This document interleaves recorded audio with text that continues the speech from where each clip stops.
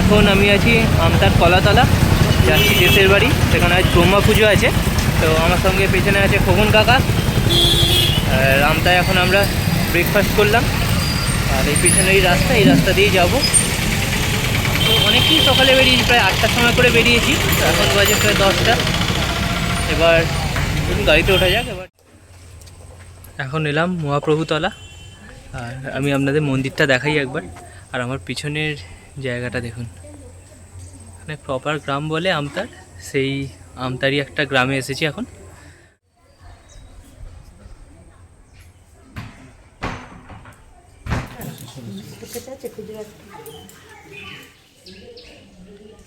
এই গ্রামের নাম তেগেছিয়া।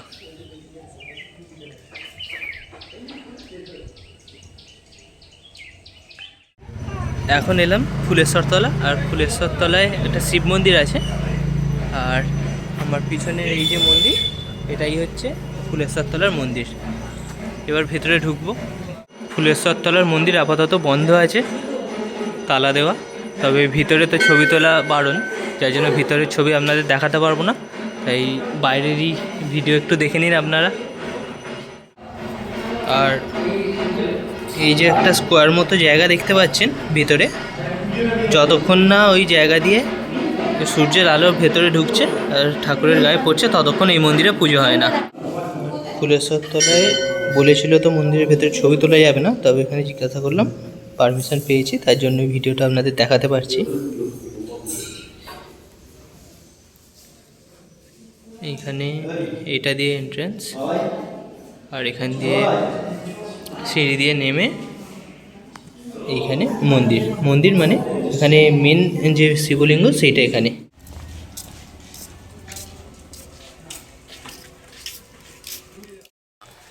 ফুলেশ্বরতলা থেকে বেরিয়ে কিছুটা আসার পর এলাম বানেশ্বরতলা। আর এই বানেশ্বরতলার মন্দির দেখে তারপরে যাব আমাদের দেশের বাড়ি, যেখানে ব্রহ্মা পুজো হচ্ছে। চলুন আপনাদের দেখাই বানেশ্বরতলা মন্দিরটা। এখন এলাম বানেশ্বরতলা মন্দির, এটাও একটা মহাদেবেরই মন্দির। এই রাস্তা দিয়ে এলাম, যেখান দিয়ে গাড়িটা আসছে, মেন রোডে গাড়ি রেখে এই রাস্তা দিয়ে হেঁটে এলাম। আর এটা মন্দিরের ভিতরটা আপনাদের দেখাবো, চলুন মন্দিরের ভিতরে যাওয়া যাক।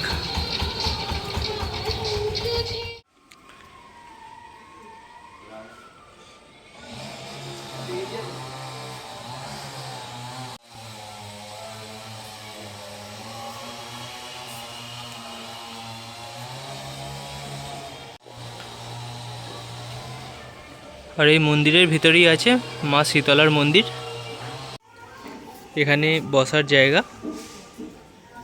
আর ঠিক তার সোজাসুজি আছে এই মন্দির, মন্দিরের ভিতরে যাব।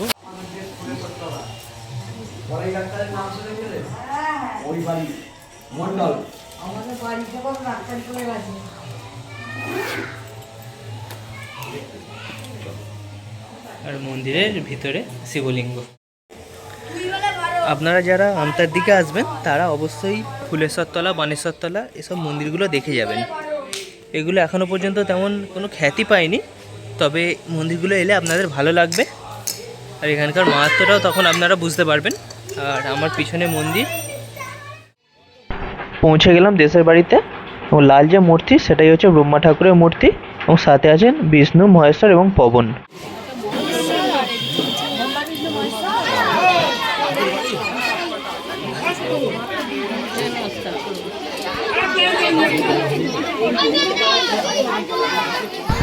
লাল মূর্তিটা ব্রহ্মা, বাঁদিকে নীলটা বিষ্ণু, ডান দিকে মহেশ্বর এবং একদম ডান দিকে পবন। এখন যেখানে এলাম সেটাকে আমাদের দেশের বাড়িতে দ বলে। দ মানে এটা বড় পুকুর।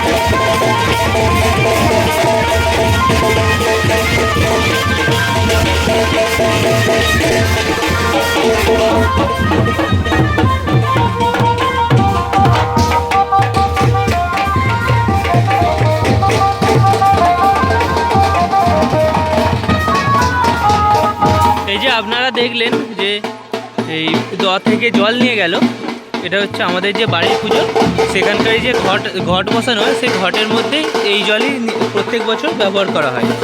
মানে এটা কোনো একটা পবিত্র পুকুর বা প্রতিষ্ঠা করা পুকুর এরকম কিছু একটা ব্যাপার আছে, যার জন্য প্রত্যেক বছর এই যে এই দোয়া থেকেই এখানে জল নিয়ে যায়।